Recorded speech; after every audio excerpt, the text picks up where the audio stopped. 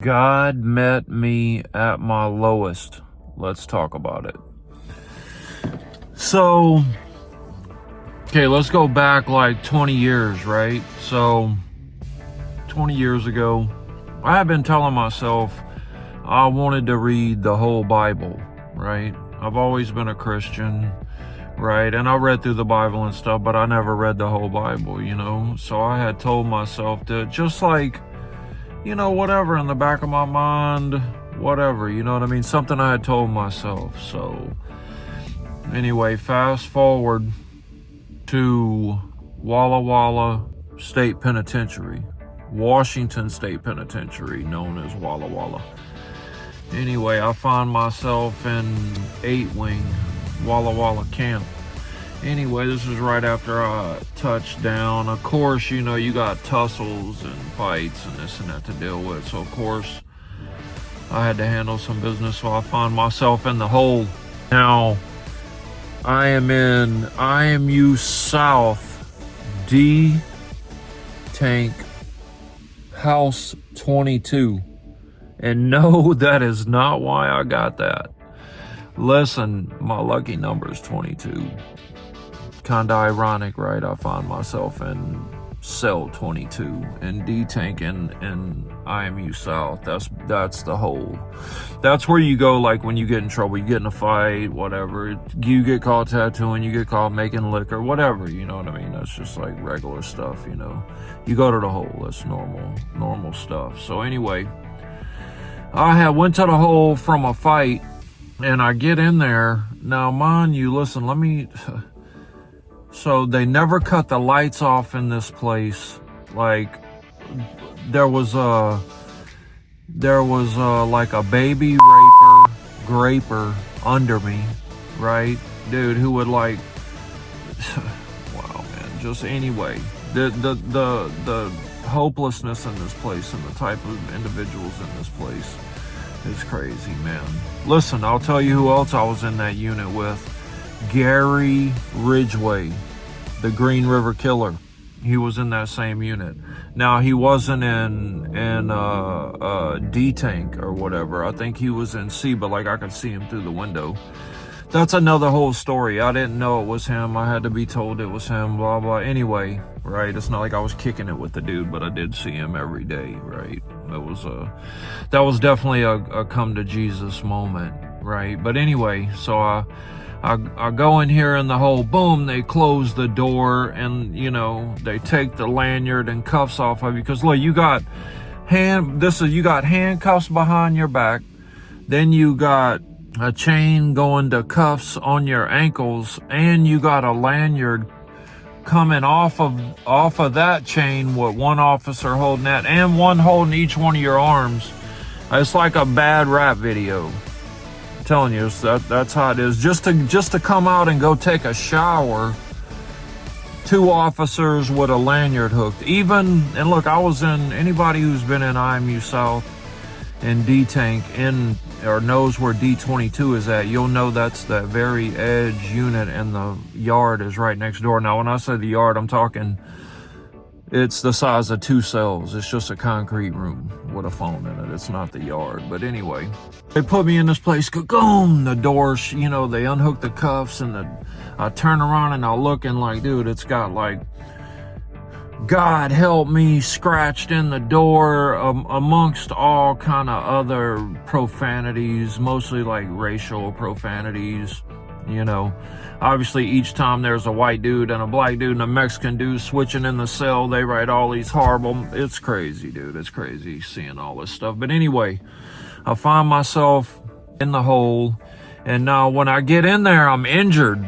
My shoulder was injured, right? Which that's another whole story. This thing's healed. But anyway, and I'm not talking, it was injured from the fight, but I had an injury before, like, I don't know what you would call it, maybe like a messed up rotator cuff or something. Like, I couldn't even throw a football before. Like, now I'm completely okay. But anyway, at this time, during this fight, I had hurt my shoulder, whatever, throwing punches. I'd hurt my shoulder. Basically, what I'm saying is I couldn't do no exercises. I couldn't even do push-ups.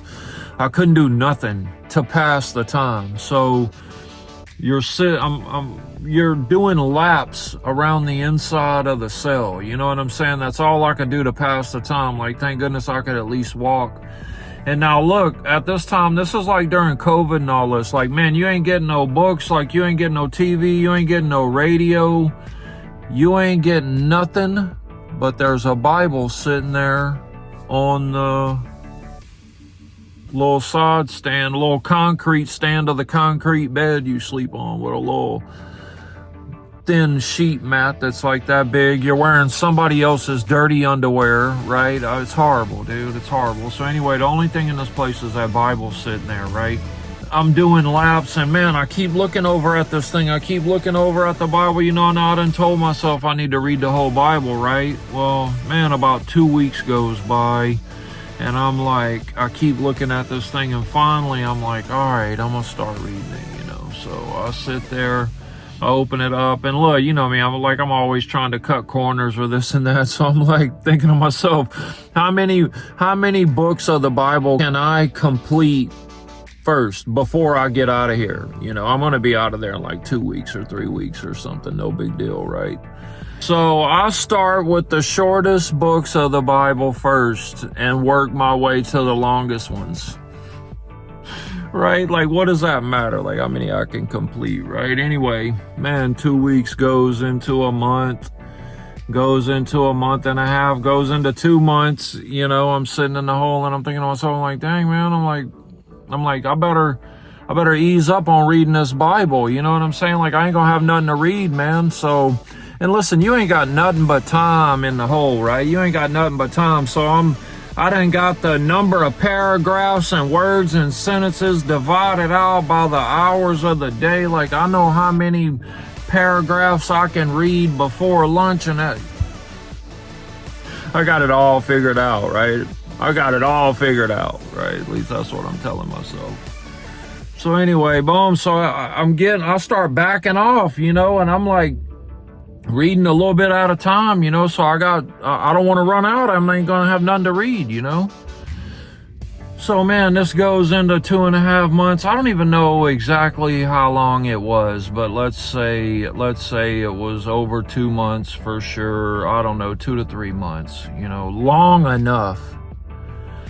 Right? Anyway, I'm reading this Bible, and man, listen, I get all the way to the end of the Bible, and I'm like, I'm sitting on the bed. I'm like sitting on the bed sideways with my feet on the floor, and my little table's right here on the side, my little nightstand or whatever you want to call it, right? And I set the Bible there, I close it up, and I'm just kind of sitting on the side of the bed, and I'm looking down, you know, and I'm like, I get up and I go wash my hands. I wash my hands at the little toilet sink, and, you know, I wash them, and then, like, you know, there's a stainless steel thing they call a mirror bolted to the wall, and of course it's all scratched up and F your mama and all this crazy stuff in there, right? Well, anyway, I'm like, wash my hands, and I wipe my face and looking in this mirror, and then all of a sudden, boom, boom, boom, boom, boom, boom. And I'm like, what? And the way the sink is, it's like right here, and then like right down right off the wall, boom, here's the door to get out the cell, right? And it's like a long window like that. So I lean back like this, and I look over at the window, and it's the cop, and he says, Woods, pack your shit, you're getting out of here. And I'm like, what? I'm like, dude, no way. Listen, I'm talking 5 minutes after I'm done reading the Bible. 5 minutes after I close it, this happens. And I was like, I'm thinking to myself, look, and then I start tripping. I'm like, nah, man, ain't no way. And then I'm like, man, I should have read that Bible in like 2 weeks, dude. I should have sped read it. Oh, man, I'm telling you, listen, that's a true story, man. But that's like one of the, I had that angelic visit from my grandfather when he passed away when I was in like 2nd grade. But I would say, like, as far as like, boom, like a lightning bolt moment where I got hit with some Jesus stuff, I would say that was probably one of the major things, if not the next major thing in my life that happened, you know, was that thing right there. And telling you, it was mind blowing. I was like, dude, no way, dude, no way. No, like, dude, what? 5 minutes after, months I'm in there. Months I'm in the hole. Listen, now it's like some crap where, oh, they can't keep you in there longer than 14 days without sentencing you, blah, blah, blah. I don't know. That's a bunch of crap, dude, because I know people that's in the hole. I know somebody just did almost a year in the hole, 10 months, and he's about to do another 6 months. John Boy. That's another thing. I ain't made another video to tell you guys all of that, man. John Boy, he thought he was going to be getting out. Nah, they're going to hit him with another program. He's going to have to do like another 6-month program over there. But listen, anyway, that's another whole situation. But man, that's my Bible story right there, man. God came and met me at my lowest. Dude, at my lowest. It don't get no lower than that. It don't get no lower than that. Listen, I'm telling you, that's like the first thing that happened right there, the first noticeable thing that happened. But like, especially looking back on it, dude, I can give you quite a few stories where, man, God just, boom, kept me out of a riot one time, right? I'm talking about completely out of it. Like, I would have been out there in the yard. Look, probably getting whooped too, because it was like, dude, I don't know, it was like 30 or 40 fools on like 10 of us. You know what I'm saying? You know what I'm saying. But anyway, look, and I was at a medical appointment for my foot, man. I had to have I had a surgery while I was up in there. I had messed my foot while I was up in there. That's another whole story. That's another fight story situation right there. But anyway, I had to have a surgery. Basically broke it off in somebody's butt is what started it, and then it just never healed. But anyway, that's another story. But that's my Bible story about God meeting me at my lowest. And look, this is a fact, man. This is a fact.